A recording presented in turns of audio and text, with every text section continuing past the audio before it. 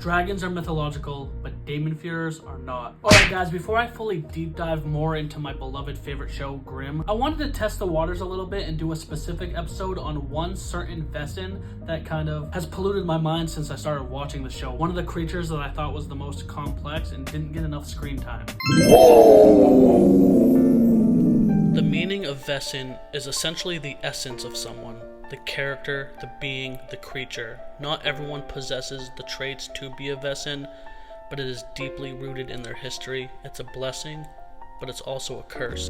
Welcome back to Fandom of the Indie Review. I am your host, Grimm, and today we are talking about not only my favorite show, but a specific monster in it. We are on the maiden quest of 3,000 subscribers, and if you want to be my trusty steed, come hang out with me because I know you'll have a blast. And we see Detective Nick Burkhart run into one of these deadly creatures, not just one, two of them, early on in Season 1. Damonfuerers are dragon-like Vessin. Monroe says they are a throwback to the days of yore, knights in shining armor.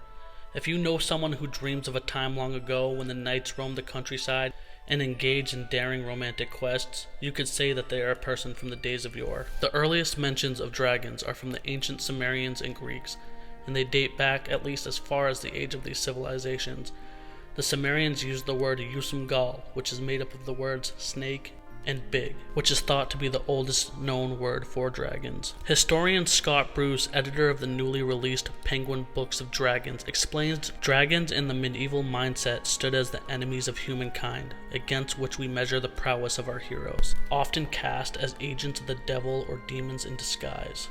I just love the aesthetic of these creatures. Something about old-timey medieval style stuff has always been near and dear to my heart. It lets your imagination paint a picture that is oddly nostalgic, even though none of us were around that time. Seeing this thing vogue is truly tremendous and kind of chilling. Something about dragons have always kind of freaked me out. I'm not scared of them, but I've always was really intrigued by them. When Damonfuerers vogue, they undergo one of the most extreme changes of any known Vessin. Their skin becomes a green and scaly hide, their nose becomes flat, and their eyes take on a fire-like appearance, and most notably, they grow a large crown of horns on their heads. Damonfuerers are much stronger than humans, and they are at least as strong as Grimms. They are also very durable. However, their strength, and even more so their durability, seems to greatly diminish in the human form. The diet of a Damonfuerer consists mainly of meat, traditionally humans. This fat-rich yet low-carb diet induces high levels of gastric acid production, crucially for digestion within the stomach. Damonfuerers take heartburn to a whole new level with their unique ability to convert fat through ketosis, actone vapor,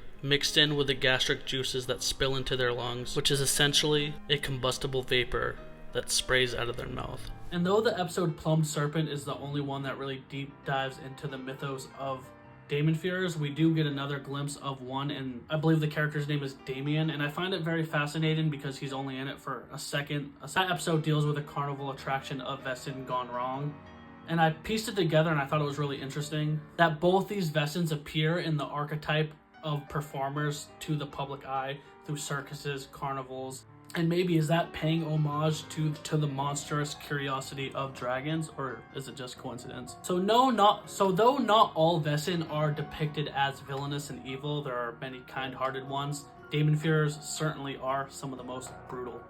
This creature is so impactful, and I feel like it ties in beautifully with a unique approach to its own type of creature, but also Grimm does a phenomenal job of still having the spirit of these known beloved monsters and creatures and myths that we love. So yeah, this one always stuck with me. I've watched the show many times. I'm an addict. I'm fucking obsessed with it. And from the name to the curiosity, but most importantly, the history, Damonfuerers are some of the coolest things I've ever seen.